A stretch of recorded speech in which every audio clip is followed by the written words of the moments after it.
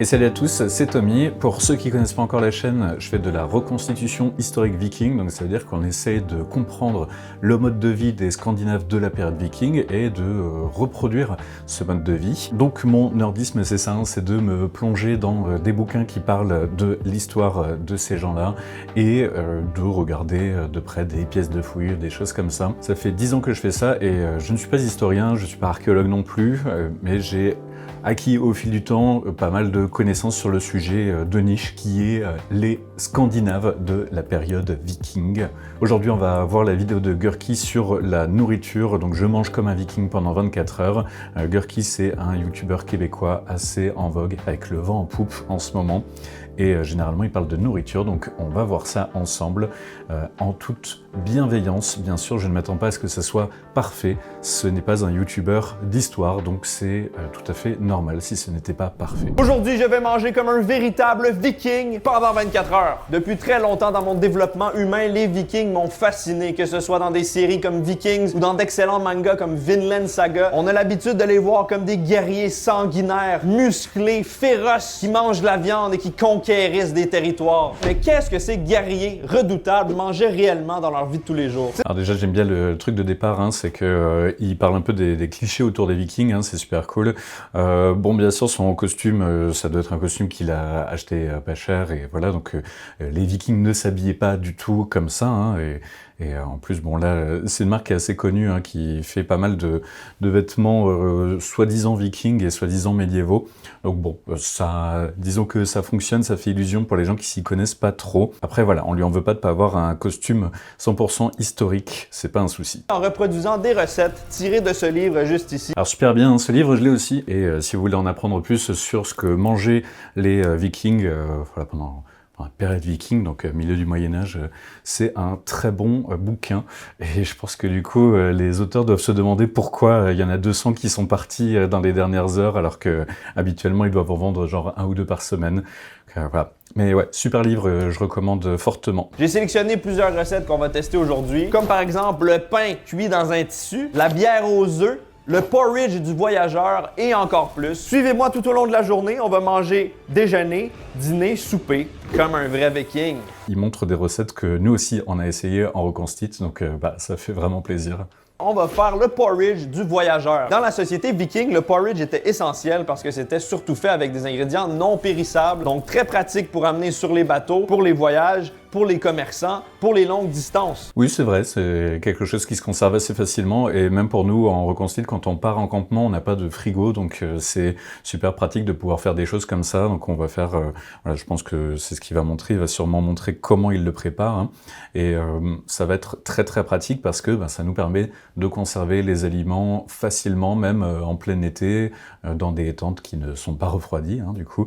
Donc effectivement, très pratique, on va utiliser des aliments secs, des aliments fumés aussi, voire parfois séchés et fumés, hein, donc les deux. D'orge, qui est la céréale principale du porridge, de porc fumé, donc j'ai ici des belles tranches épaisses de bacon. On a également une belle quantité de beurre parce que vous allez voir, les produits laitiers sont très très présents dans la cuisine viking, c'était vraiment important. Et on a aussi du poireau. Il n'y avait pas une énorme variété de légumes qui poussaient sur les territoires vikings, mais le poireau revient très très souvent. Alors effectivement, il a en partie raison, c'est qu'il n'y avait pas tant de choses qui poussaient chez les vikings, et on en a retrouvé encore moins, hein, parce que on imagine qu'il y avait des choses voilà, qu'ils arrivaient à faire importer, mais qu'on voyait pas forcément tous les jours dans l'assiette du Scandinave moyen. Et puis il faut se dire aussi qu'il y a beaucoup de légumes qui sont récents, qui sont arrivés soit des Amériques, soit d'Asie et tout ça, et donc ce sont des choses qui n'étaient pas disponibles même pour les gens du sud, disons, de l'Europe. Donc c'était effectivement pas aussi varié qu'une alimentation moderne, bien sûr. Autre truc super intéressant qu'il dit, c'est que les produits laitiers reviennent souvent, et oui, c'est vrai, et même en fait tous les sous-produits animaux, donc les produits laitiers, mais ça va être aussi les œufs par exemple, parce que c'est simple, quand on fait de l'élevage, c'est beaucoup plus facile de manger les produits dériver des animaux, des bêtes, hein, donc les œufs, le lait, ce qu'on va pouvoir faire avec, plutôt que de tuer l'animal, parce que une fois qu'on le tue, on n'a plus les produits dérivés. Les animaux étaient souvent abattus, donc soit juste avant l'hiver, parce qu'il fallait faire des stocks pour tenir tout l'hiver, soit quand en fait ils étaient trop vieux, et donc une poule par exemple, elle était généralement abattue si elle donnait plus d'œufs. Donc ça n'a rien à voir avec l'élevage moderne, où l'espérance de vie d'une poule, je crois que c'est autour des 300 jours ou quelque chose comme ça en élevage pour les œufs. Et encore moins pour la viande, bien sûr. Selon le livre, on a besoin d'une quantité à peu près comme une main. C'est pas très précis. On va couper ça avec l'outil de prédilection d'époque, la hache. Alors bon, bien sûr, les Vikings ne faisaient pas de cuisine à la hache comme ça. Je pense qu'il fait ça juste pour la blague.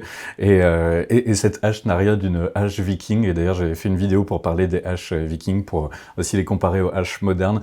Donc, je vous invite à voir ça. Je mettrai peut-être des liens dans la description. On va changer d'outil. Ça va aller mieux avec ce couteau. Regarde ça, un beau couteau viking. C'est archéologique, ça. Je vais tout simplement... Ça n'a rien d'un couteau viking archéologique, mais vraiment pas. J'ai pas encore fait de vidéo pour en parler, mais il faut se dire que y a rien qui va en fait dans ce couteau. Donc on voit que là il est brut de forge, on voit même les coups de marteau. Les Vikings ne faisaient pas ça, hein. Les Vikings c'était pas juste des brutes comme on les voit dans les films, dans la série Vikings et tout ça, hein. C'était aussi des artisans et ils savaient forger correctement. Bon, pareil, le tranchant n'existait pas comme ça, et après, vous me direz toujours, oui, mais ils auraient pu le faire. Des couteaux et des lames de couteau, on en a retrouvé des centaines, et il n'y en a aucune qui ressemble à ça, à ma connaissance. Particulièrement le manche comme ça, les manches en cuir comme ça n'existait pas pour les couteaux, pas à l'époque. Mais bon, c'est pas grave. Après, c'est vrai que pour cuisiner, c'est plus facile d'avoir un couteau, et on ne s'attendait pas à ce qu'il ait une reproduction de pièces de fouille de couteau, hein, c'est sûr. Mais bon, voilà, c'est dommage de dire que c'est historique quand ça ne l'est pas. On va pas cuire le bacon comme on a l'habitude, de le faire poêler pour que ça soit croustillant et juteux, non. On va le faire bouillir. Donc on va mettre de l'eau dans une casserole. Environ 1 litre. On va amener l'eau à ébullition et y ajouter le bacon. Ah ouais, pour beaucoup de gens, mettre de la viande comme ça à bouillir, c'est un peu un sacrilège, hein, sauf si on est anglais. Mais ça se faisait beaucoup à l'époque, hein, déjà, parce que comme je vous le disais tout à l'heure, il y avait beaucoup de viande qui était abattue d'animaux vieux. Et les vieux animaux font pas forcément toujours la meilleure viande. Et puis aussi parce que c'était juste leurs habitudes alimentaires. Ils faisaient pas de choses grillées comme ça, probablement très peu. Ce qu'on a retrouvé comme ustensile de cuisine, c'est beaucoup de pots en céramique ou de grands chaudrons. Donc effectivement, c'était probablement pas ça qu'ils faisaient. Ils le faisaient sûrement pas cuire à la poêle. Après nous, en Caen, ça nous arrive quand même souvent de faire revenir les viandes comme ça pour tirer un peu les sucs, pour faire un peu de goût. Mais on se rend compte en le faisant que c'est pas réellement ce que faisaient les Vikings à l'époque. Tant que ça va être dur. Ça pourrait être dans les recettes cursed, honnêtement. Étant donné que le bacon cuit dans l'eau, ça va nous donner un bouillon pour ensuite le réutiliser pour cuire l'orge. Je comprends un peu l'idée. Ouais. Ça fait un bouillon naturel, bien gras. Pendant que... Ouais, il a raison. Et en plus, à l'époque, ils mangeaient pas forcément de la viande tous les jours, donc ça pouvait être pratique d'avoir un bouillon dans lequel il y avait le goût de viande qu'on pouvait étirer sur plusieurs jours en mettant à chaque fois de nouveau des légumes dedans.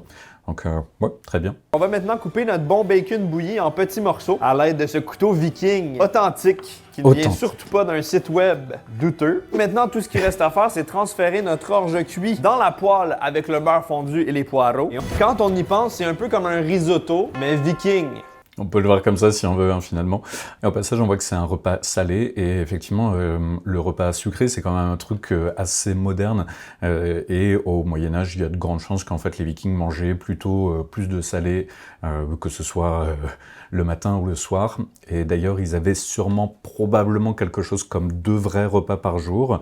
Et si on en croit Régis Boyer, qui était pendant longtemps la référence sur le monde des Vikings, ce qu'ils faisaient probablement, c'est que le matin, ils se levaient relativement tôt, ils vaquaient à leurs tâches soit communes, soit personnelles, et puis vers 10h, ils se regroupaient pour manger, et ensuite, ils faisaient le reste de leur journée, et ils se regroupaient le soir pour manger le repas du soir. C'est tellement dense, je comprends pourquoi les voyageurs pouvaient manger quelque chose dans ce style. C'est très très nutritif, et franchement, c'est vraiment pas mauvais. Quelque chose qui me frappe, c'est que contrairement à la cuisine d'aujourd'hui, il n'y a aucun sel. Les Vikings n'utilisaient pas vraiment de sel pour assaisonner leurs plats. Ils utilisaient Le sel pour préserver des viandes dans les salants ou des poissons. Donc quand ils ajoutaient la viande ou le poisson salé à leur plat, ça rajoutait un peu de sel. Alors en soi c'est intéressant, c'est effectivement ils utilisaient beaucoup de sel pour tout ce qui est conservation, hein. Ça peut être en saumure, donc de l'eau mélangée avec du sel, ça peut être pour vraiment saler certains aliments. Là ils parlent du poisson, effectivement les Vikings, les Scandinaves vivaient beaucoup sur le littoral, donc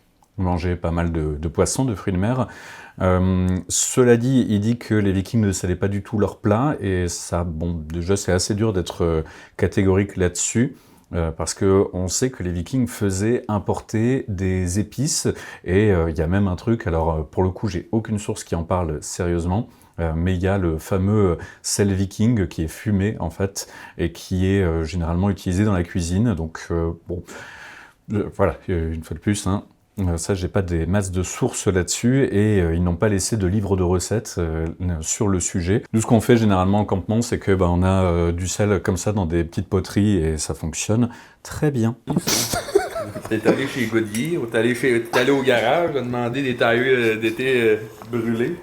Alors je croyais que Gurki avait un accent marqué, en fait pas tant apparemment, parce que j'avoue que j'ai compris un mot sur deux de ce que son acolyte a dit. Voilà. Après, je suis pas très bon en accent. Les Français vont rien comprendre. Il y aura un petit problème, ça. Ouais, effectivement, hein, c'est un repas assez réconfortant et très bon à manger. Si vous n'arrivez pas à le faire avec de l'orge, parce que c'est pas facile de trouver de l'orge, vous pouvez le faire aussi avec de l'avoine ou même du blé. C'est juste que généralement, il faut faire cuire assez longtemps le blé. Mais voilà, ça fonctionne avec d'autres céréales. Mais ce que disait Gurki au début de la vidéo est vrai. L'orge, c'est probablement une des céréales qui mangeait le plus régulièrement. Aujourd'hui, c'est pour beaucoup considéré comme du grain pour les chevaux. Et c'est une blague qui revient souvent quand les gens parlent des véganes ou des végétariens. L'orge, c'est très bon, mangez-en, c'est super cool. Alors je vais faire deux versions de cette vidéo, il y en a une qui sera un peu plus courte pour que ça reste accessible, et il y en a une qui sera un peu plus longue, qui sera disponible pour les tipeurs, et d'ailleurs merci beaucoup aux tipeurs qui soutiennent la chaîne, et si vous avez envie de me soutenir, c'est à partir de 1 € par mois, ça m'aide énormément, et ça me permet de continuer à faire des vidéos sur le thème des Vikings. Et pour ceux qui voudraient voir toutes les recettes, il vous suffit d'aller sur la chaîne de Gurki, que vous connaissez déjà sûrement d'ailleurs. Hein. Non, je vais faire une petite collation. Qu'est-ce que vous pensez d'un pain dans un sac? Regardez l'image, ça a l'air appétissant. Quand j'ai vu ça, ça m'a automatiquement convaincu. Pour faire cette recette... Alors c'est vrai que en fait quand on voit le truc on se dit bof, j'ai pas envie de tester, mais on a déjà testé ça plusieurs fois, et notamment en animation dans un musée, et en fait c'est super bon, et ça marche bien même en faisant des tranches et en les mettant au fond d'un potage par exemple, ou en faisant des petits morceaux. Et on a fait la même recette qu'il va faire là, mais on l'a faite aussi avec des tout petits pains mis directement dans du bouillon. Et c'est ce qui se rapproche finalement le plus de sorte de pâte viking. Voilà, donc ça fonctionne très très bien. J'ai trouvé ça vraiment intéressant dans le livre. C'était écrit que des fois, certains aliments étaient cuits dans des sacs en même temps que la viande cuisait dans l'eau. Donc par exemple, on aurait pu cuire ce pain en même temps que le bacon de plus tôt. Ouais, exactement. Bah, déjà, ça donne du goût, et puis ça permet d'utiliser le combustible et l'eau une seule fois, donc super pratique. Et nous, ça nous arrive souvent de faire des grands potages, de sortes de grands bouillons, et où on met en fait notre pain à cuire dedans, ou d'autres choses qu'on va utiliser pour plus tard. Donc ouais, ça fonctionne très bien. Il n'y a pas de sel, il n'y a pas de levure. Je suis curieux de voir ce que ça va donner. Déjà là, c'est spécial. Ouais, effectivement, les Vikings n'utilisaient pas de levure. Après, nous, ça nous est arrivé de faire du pain avec de la bière dedans, et ça fait un peu monter. Ça marche pas aussi bien que de la levure moderne ou qu'avec du levain. Mais voilà, ça le fait assez bien. Quand on regarde tout ce qui a été retrouvé comme pain, c'est majoritairement des pains plats, et c'est pas vraiment des pains montés comme on le voit souvent en camp. Après, ça fait plaisir de manger ce genre de pain et d'en préparer. Vous en avez déjà vu peut-être dans certaines de mes vidéos. Mais effectivement, les Vikings mangeaient plutôt des sortes de pains plats. C'était ce qui se faisait le plus. Soit le plus possible hermétique. Ensuite, on va refermer le tout avec un élastique, ou, si vous voulez, une ficelle pour être un peu plus historically accurate. Je pense pas que les Vikings avaient des élastiques à queue de cheval. Si, bien sûr, on le voit d'ailleurs dans la série Vikings, hein. Vu qu'ils avaient tous des queues de cheval, ils étaient obligés d'avoir des élastiques. Ça me semble évident. Ce qui se fait beaucoup, en fait, sinon, c'est de faire des sacs. Et nous, ça nous arrive de faire cuire certaines choses dans des sacs. Par exemple, tout ce qui est céréales, blé, tout ça, on les fait cuire dans un sac. Et comme on n'a pas de passoire historique, ça nous permet de sortir le sac et ça fait passoire. Exactement comme vous avez peut-être déjà vu, ça existe avec le riz ou et avec le blé, je crois aussi d'ailleurs, où il y a des espèces de sacs, alors qu'ils sont du coup en plastique généralement, et ça permet de plonger le sac entier et puis de ressortir le sac. Ça évite d'avoir besoin d'une passoire. Voilà. Après, on peut le faire avec un torchon aussi. Nous, on a fait des sacs exprès en lin, voilà, qu'on a cousus avec des petites cordelettes pour fermer le truc directement. Regarde-moi ça, le beau dumpling géant. J'ai la fierté de vous annoncer que c'est exactement identique à ce qu'on voit dans le livre de recettes. C'est vrai, très très proche. Bon, le dessus a pas l'air totalement cuit et il n'était pas tout à fait immergé, donc ça explique le truc. Là, il a fait cuire juste dans de l'eau nature, entre guillemets.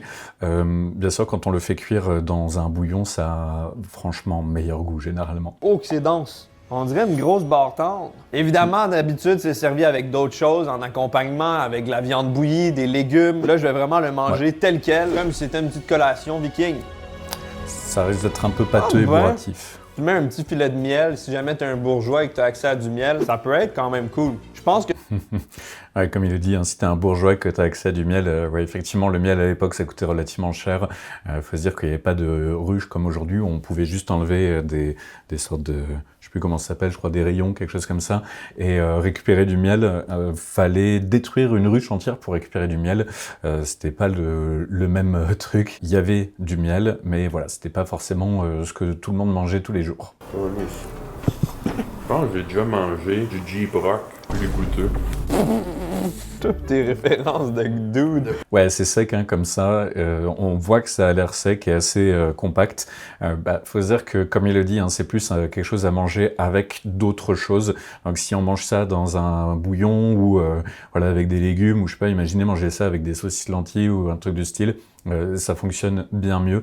Là, c'est sûr que ça doit pas... Ouais, ça se suffit difficilement en soi-même, quoi. Quand je pense personnellement aux Vikings, je pense directement à l'hydromel. Mais... Cette photo me fait cringer très très fort. Hein. Là, ça, c'est typiquement le Viking comme on se l'imagine dans l'imaginaire collectif.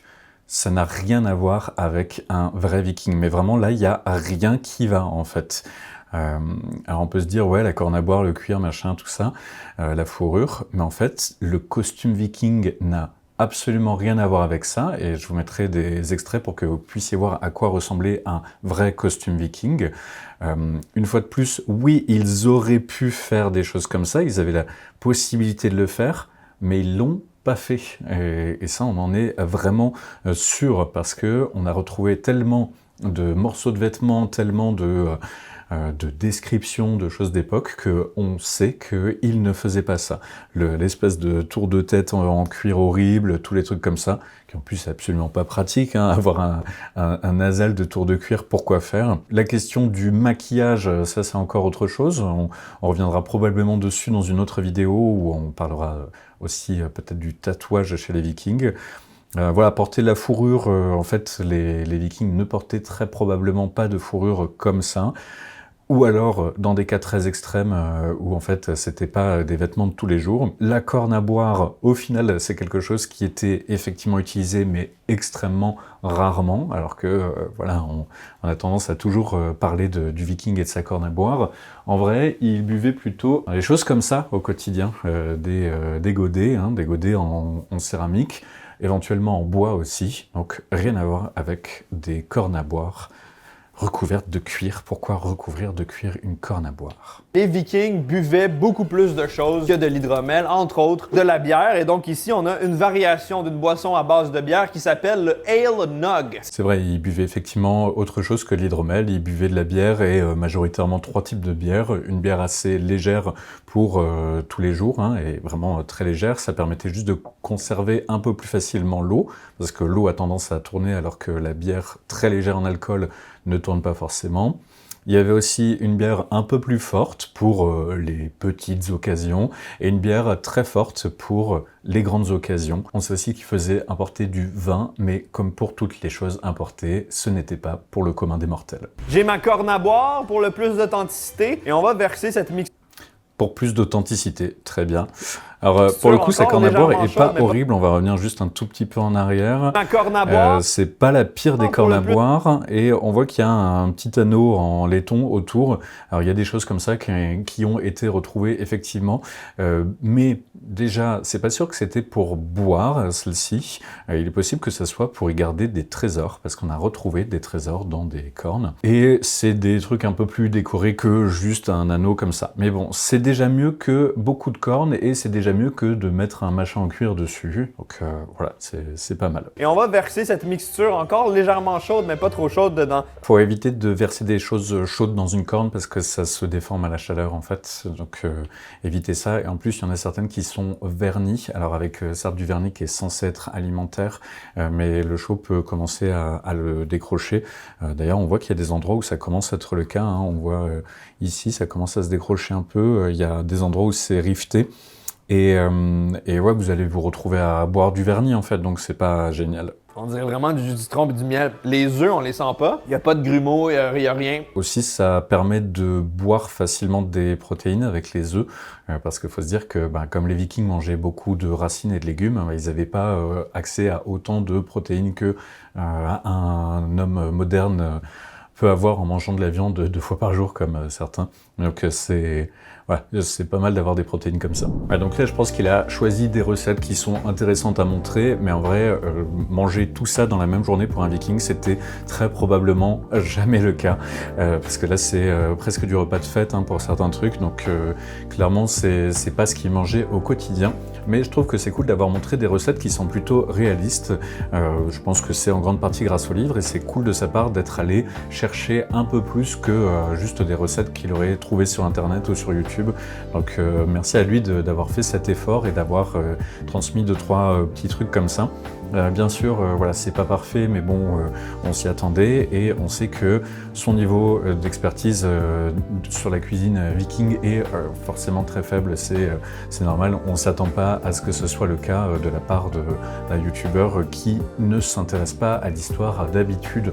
Donc pas de problème. Si vous voulez découvrir plus de choses sur les Scandinaves de la période viking, sur comment ils vivaient, comment ils cuisinaient, comment ils faisaient un peu toutes leurs choses du quotidien, je vous invite à suivre la chaîne, bien sûr, abonnez-vous. Merci à tous d'avoir regardé jusqu'ici. Si vous avez des questions, des ajouts, des choses comme ça, les commentaires sont là pour ça. Et sur ce, portez-vous bien et à la prochaine. Salut!